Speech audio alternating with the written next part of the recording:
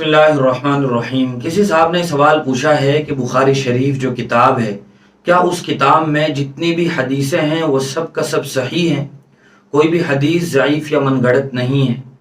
تو اس سوال کا جواب یہ ہے کہ جمہور علماء اس بات پر متفق ہیں، ان کا یہ ماننا اور کہنا ہے کہ بخاری شریف میں جتنی بھی حدیثیں اور روایتیں ہیں وہ سب کا سب بالکل صحیح حدیث ہیں، ان میں کوئی بھی حدیث اور روایت ضعیف نہیں ہے اور موضوع تو ہے ہی نہیں۔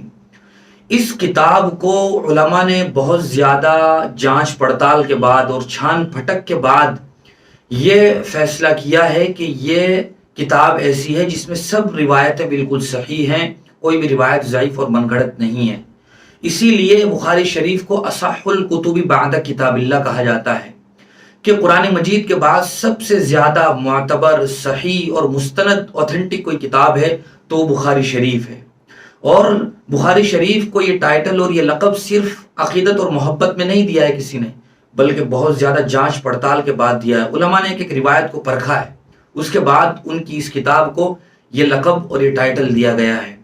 جب امام بخاری رحمۃ اللہ علیہ اپنی یہ کتاب بخاری شریف لکھ کر فارغ ہوئے تو علامہ ابن حجر رحمۃ اللہ علیہ ایک بہت بڑے محدث گزرے ہیں جو بخاری شریف کے شارح بھی ہیں، جنہوں نے بخاری کی شرح لکھی ہے، یعنی بخاری شریف میں جو حدیث ہے ان کا مطلب بیان کیا ہے۔ وہ بہت بڑے محدث ہیں، ان کی مشہور کتاب ہے فتح الباری جو بخاری شریف کی شرح ہے۔ انہوں نے یہ واقعہ لکھا ہے کہ جب امام بخاری رحمۃ اللہ علیہ اپنی کتاب لکھ کر فارغ ہوئے تو انہوں نے اپنی اس کتاب کو اپنے استاذوں کو دیا، جن میں ایک نام تو امام احمد ابن حنبل کا ہے، اور ایک اسی طرح علی مدینی کا ہے، اور ایک یحییٰ معین کا ہے۔ یہ تینوں امام بخاری علیہ الرحمہ کے استاذ بھی تھے اور اپنے وقت کے بہت زبردست محدث بھی تھے، جانے پہچانے محدث تھے۔ ان کے سامنے جب اس کتاب کو پیش کیا گیا، ان تینوں نے امام بخاری کی اس کتاب کو بہت زیادہ گہرائی کی نظروں سے دیکھا، اور اخیر میں جب اچھی طرح دیکھ لیا تو فیصلہ کیا کہ اس میں 4 روایتیں صرف ایسی ہیں جو ضعیف ہیں، باقی سب صحیح ہیں۔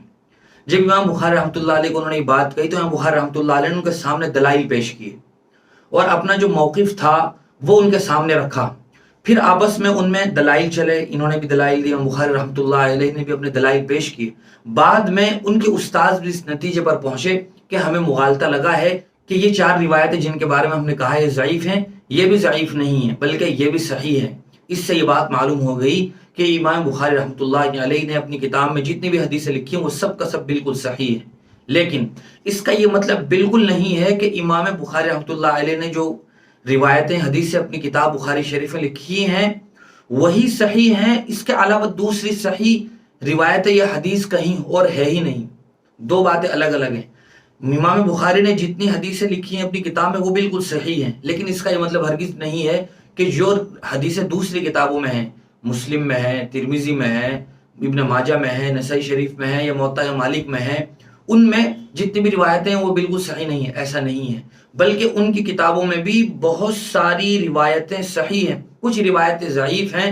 امام مسلم رحمۃ اللہ علیہ کی کتاب میں تو تمام روایتیں صحیح ہیں، اس کے علاوہ جو کتابیں ہیں ان میں کچھ علماء فرماتے ہیں کہ یہ روایتیں ضعیف ہیں۔